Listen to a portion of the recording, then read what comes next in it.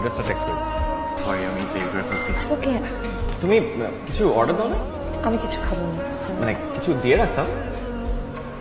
আচ্ছা, হুট করে আমার সাথে কন্ট্যাক্ট অফ করে দিলে কেন? 6 মাস আগে একটা রোড অ্যাক্সিডেন্টে আমার বাবা মারা যায়। বাবা মারা যাওয়ার পর আমার লাইফটা অনেক উলটপালট হয়ে গেছে। কোনো কিছু ভালো লাগতো না। মোবাইল ফোনও তখন ইউজ করা বন্ধ করে দিই। সেই কারণে আপনার সাথে যোগাযোগটাও বন্ধ হয়ে যায়। রনক তোমার কি হয়? রনক অবশ্য বলছে তুমি ওর ক্লোজ, সাথে লজ্জা পেতে হবে না। তুমি এমনিতে অনেক সুন্দর, লজ্জা পেলে আরো সুন্দর লাগে। কালকে 12টার দিকে তুমি চলে আসো, হ্যাঁ? তোমার চাক্কাস একটা পোর্টফোলিও বানা দেবো, হ্যাঁ? সেটা কি ভাইয়া? পোর্টফোলিও বুঝলে না?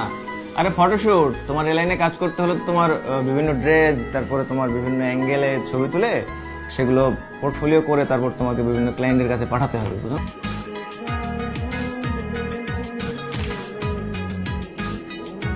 আচ্ছা, একটা মানুষ আপনার মতো ভালো হয় না কেন? এই পৃথিবীতে খারাপ মানুষ আছে দেখেই জানোয়ার আর